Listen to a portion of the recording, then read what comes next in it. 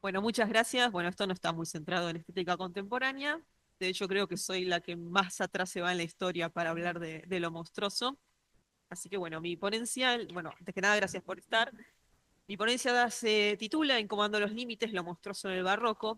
Y antes de, digamos, insertarme dentro de lo que es el tema en cuestión, voy a hacer una pequeña disección de este título para explicar, para contextualizar mi investigación. Primero, cuando hablamos de lo monstruoso, tenemos que comprender que es un concepto que entraba una complejidad enorme. Si uno se pusiera o nos pusiéramos ahora entre todos a pensar qué clase de seres o individuos ingresan en la categoría de lo monstruoso o son monstruos, probablemente tendríamos muchas coincidencias y algunas diferencias, y lo que no podríamos hacer es listar una serie de características que nos permita generar una taxonomía de lo monstruoso.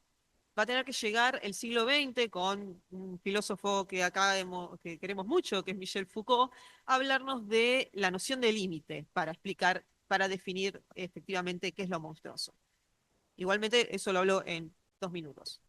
Ahora bien, ¿qué es esto? ¿Qué son los monstruos en el barroco? Porque lo monstruoso tiene la característica de estar situado históricamente. En el barroco, podemos situarlo entre el siglo, final del siglo XVI y particularmente en el siglo XVII, los monstruos eran aquellos que no se acomodaban al ordenamiento natural. ¿Qué es esto?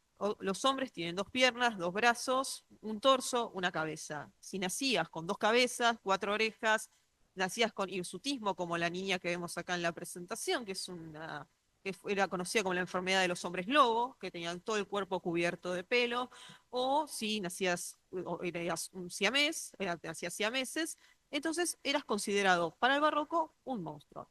Con esto quiero decir que yo lo que trabajo particularmente es la representación de individuos que existieron. No trabajo criaturas fantásticas, no trabajo centauros ni faunos, sino que eran, durante el barroco, estos monstruos tenían funciones sociales específicas. Tanto eran objetos de colección dentro de los gabinetes de curiosidades.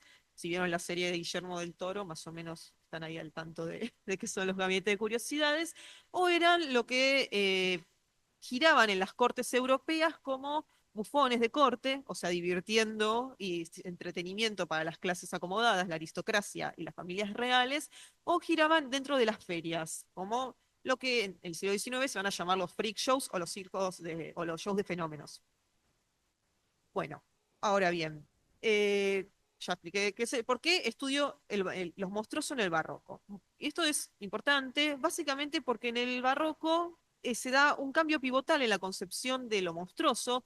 Durante la antigüedad y la Edad Media, principalmente, si uno revisa los textos, se va a dar cuenta de que los monstruos siempre estaban categorizados como malos presagios, creaciones diabólicas, como justamente eran portentos, prodigios, predecían catástrofe, entonces eran, como se ha visto en varias películas, eran perseguidos, asesinados y etcétera. En el barroco va a suceder algo, producto de una serie de cuestiones a nivel global, como fue la llegada a América. En el 1492 se produce un cambio con respecto a lo extraño, a lo curioso, que implicó el encuentro con el otro en América, particularmente bueno, las culturas, la fauna, la flora, el territorio, que va a producir una inversión en lo que se llama la curiosidad. Al barroco se lo conoce como la era de la curiosidad. En la antigüedad y en la Edad Media, la curiosidad era un atributo mal visto. Aristóteles va a decir que la curiosidad alejaba a los filósofos de los pensamientos de los temas que eran importantes y se preocupaban en nimiedades. En la Edad Media, la curiosidad estaba asociada al pecado original y digamos, Eva comió la manzana porque pecó de curiosa.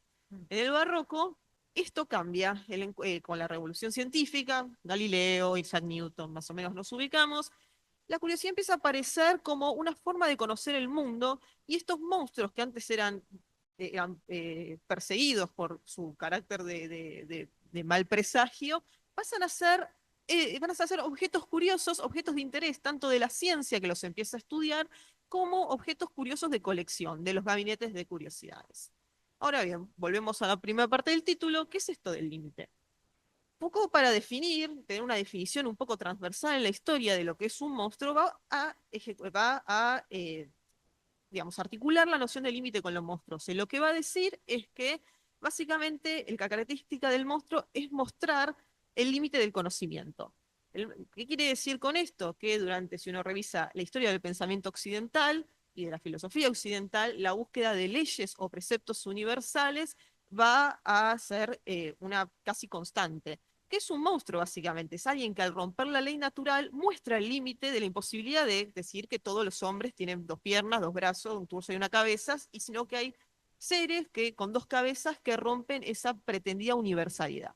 Esa es básicamente la definición de monstruo con la que yo trabajo porque me sirve para pensar el núcleo de mi investigación, que es que durante el barroco la representación de los monstruos en las obras de arte, principalmente de las artes plásticas visuales, de la pintura, es que no solamente se tensionan estos límites del conocimiento, sino también en los límites de las categorías más pretendidamente estables del arte barroco, como son el retrato, la diferencia entre la escultura y la pintura, la diferencia entre la ciencia y el arte, del verso y el reverso, que en lenguaje derridiano sería la parerga y el ergón, y entre otros, que voy a intentar mencionar como más abuelo de pájaro. Esta imagen de la era de la curiosidad es una obra muy famosa de Rembrandt, que básicamente lo que refleja, mal dicho, lo que representa es una lección de anatomía que era presentada como un show. La gente iba y miraba cómo abrían a alguien al medio sin tener ningún tipo de noción de lo que era la medicina y ningún tipo de interés más que ver cómo abrían a alguien al medio,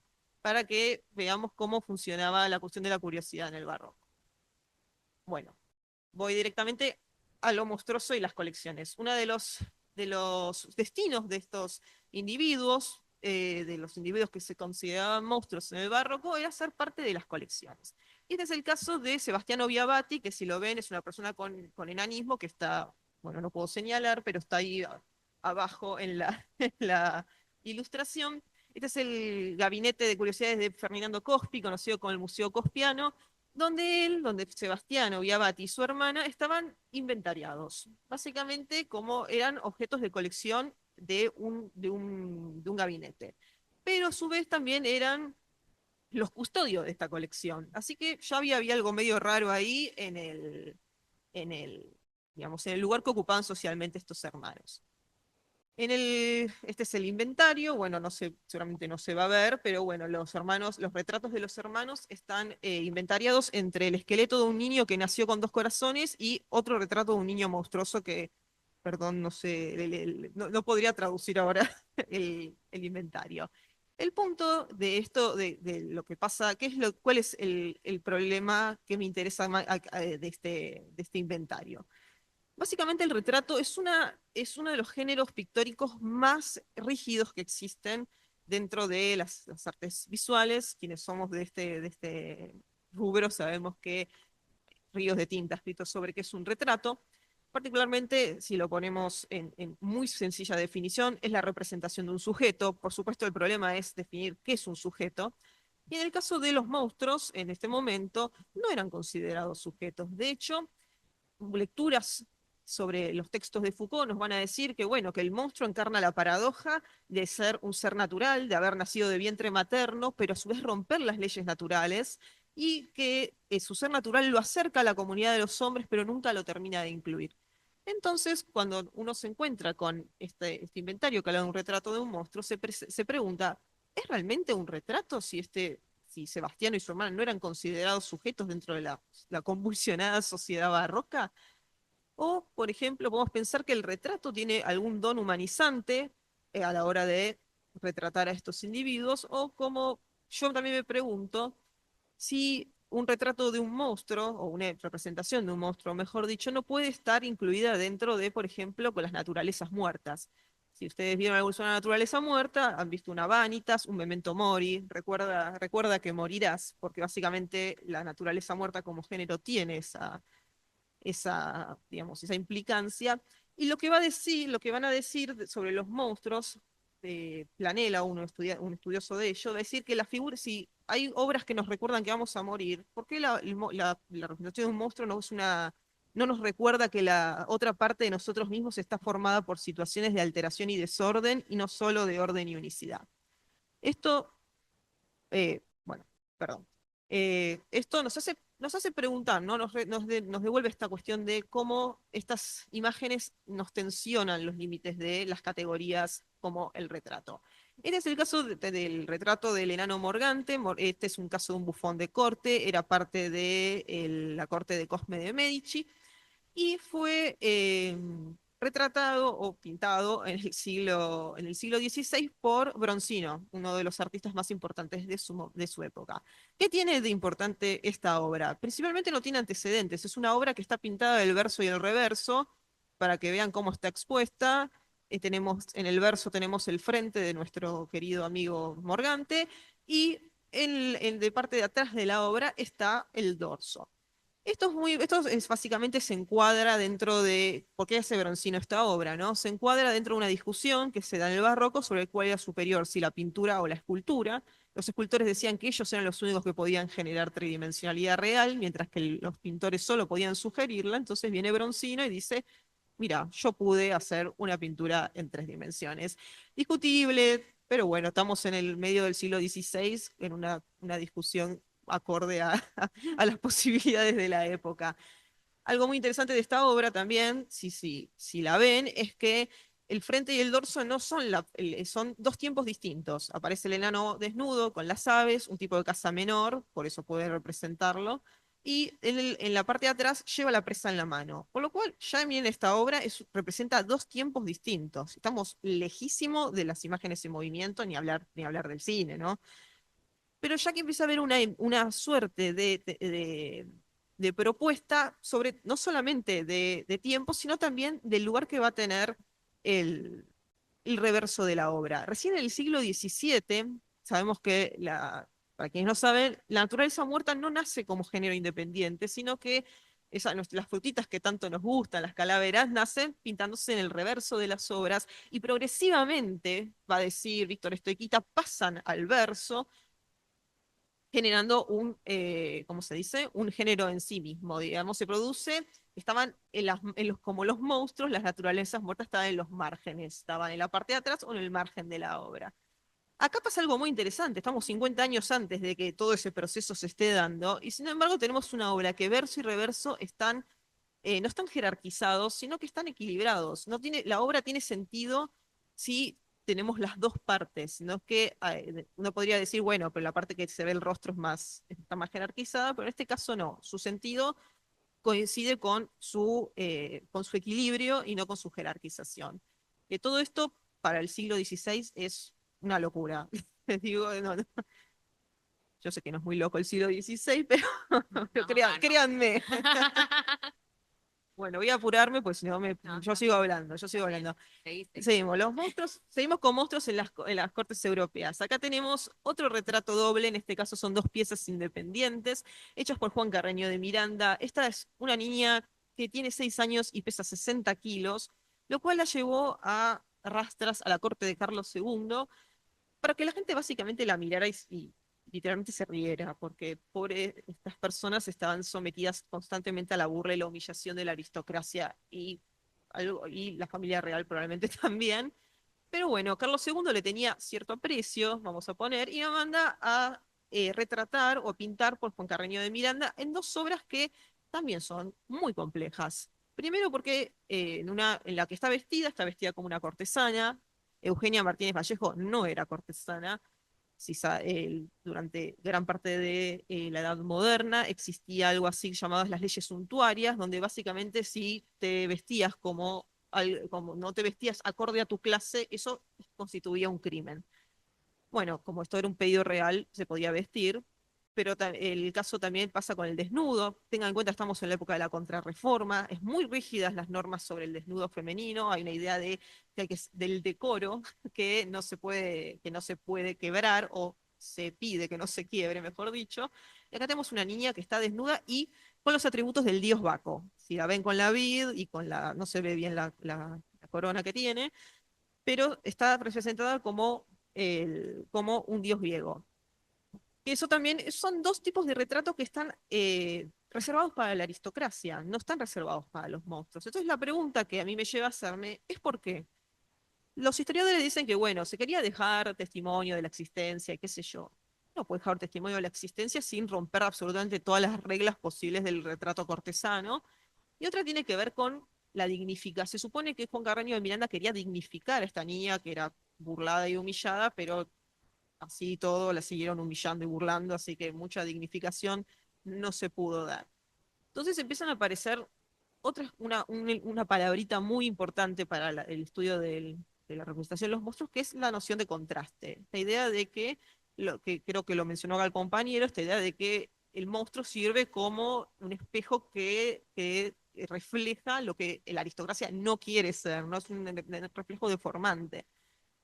Que también, por ejemplo, podríamos hacer una clase de enanos en las cortes, porque es un tema fantástico, pero son todos individuos que estaban considerados monstruos, vestidos con atributos cortesanos que no eran acorde ni a su estatus social, ni a su clase, ni menos que todo, que eran monstruos. Eran monstruos disfrazados, que también lo podemos leer, ¿no? En clave de Bastiniana, esta cosa del carnaval y la reversión de los mundos. Pero en el fondo esta gente estaba expuesta en la corte para que los demás se rieran, burlaran o humillaran sin ningún tipo de represalia. Acá tenemos un retrato del Felipe IV, uno de los Habsburgos. Sabemos que los Habsburgos no eran muy bellos, si los conocen. Este es un retrato cortesano con todos los atributos, la cortina roja, la columna sobre el basamento, y tenemos al príncipe Felipe que tiene a un niño, que es Miguel Soprillo, que es una persona con enanismo, que la tiene como si fuera una mascota. De hecho, fue regalada como tal por parte de su tía para que veamos lo deshumanizados que estaban. O sea, se los regalaban entre las cortes a estos monstruos. Y que de alguna forma sirve como, digamos, Felipe, que sabemos que era bastante feo, ya sabemos que los Habsburgos eran feos por esta cosa de no mezclarse entre ellos, justamente de, entonces el monstruo funciona como contrapunto, agiganta la figura de Felipe que lo hace ver mejor. En el otro caso, que es no, de nuevo, son dos monstruos, miren, si ven no se ve bien seguramente la medida, mide 2,60 m, la obra está hecho en escala, en un gigante de 2,60 m, al lado de un enanito, que es Tomel, que es muy chiquitito, que demuestra justamente este contraste, ¿no? Los límites hasta dónde se puede romper la ley natural. Y por último, para ir terminando, quiero hablar de un tema que es muy interesante, que es el de las mujeres barbudas. ¿Por qué es muy interesante? Principalmente porque si uno hace una especie de arqueología de la barba, así, con todo, se da cuenta que durante la Edad Moderna, del Renacimiento, la barba funciona como un indicador de diferencia sexual con la misma importancia que el pene o la vagina. Es decir, que si vos tenías barba, eras hombre, y si no tenías barba, eras niño, eunuco o mujer. El caso de las mujeres barbudas no solo tensiona todo lo que venimos trabajando en las artes visuales, sino también las nociones de género y sexualidad.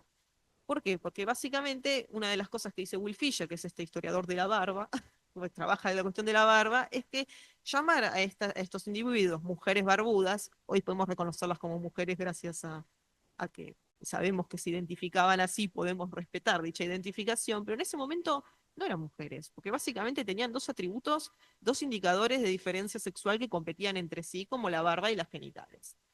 Pero podemos pensar que tanto José de Rivera como Sánchez Cotán, al retratarlas o a pintarlas vestidas de mujeres, con vestidos, de hecho, la de Rivera hay muchísima información, está de hecho con el pecho descubierto, amamantando un bebé y con su marido de fondo, que el marido es un atributo del destino manifiesto de cualquier mujer en la edad moderna, que era casarse y tener hijos, empieza a tensionar, ¿no? El arte empieza a profundizar esta tensión que existe entre ambos indicadores de sexogenéricos. Por lo cual, está bien, esto no parte, yo no profundizo mucho en este tema porque va por otros rieles, pero me parece interesante seguir pensando justamente cómo el arte trabaja por fuera, ¿no? También por fuera de los límites del campo artístico. Mi conclusión de esta muy breve presentación es que es necesario que la historia del arte, la teoría del arte, que es lo que mayormente nos dedicamos todos acá, volvamos a mirar estas obras, ¿no? Las obras con monstruos, y empecemos a pensar si no estamos ingiriendo, ¿no? En un nuevo tipo de violencia hacia ellos cuando intentamos adscribirlos en categorías que los han discriminado sistemáticamente. Si hablamos de retratos de monstruos, cuando no eran sujetos, no eran seres, no eran considerados seres humanos en el momento que se hacen estas obras, no es un tipo de violencia la normalización, no estamos pensando justamente en la diferencia, no estamos pensando en el problema situado, y justamente como en un momento pasó con la historia de las mujeres en el arte, que dijeron no podemos simplemente agregar nombres a las listas de artistas hombres, no podemos agregar Artemisia Gentileschi entre Caravaggio y Rafael, porque no funciona así la historia, básicamente. Lo que se demanda, ¿no? Lo que parece que demandan estos individuos es una historia que los ubique, los sitúe y los respete con sus diferencias, que no violente un tipo de normalización y yo, como dice la famosa monstrua argentina, que otros sean lo normal. Muchas gracias.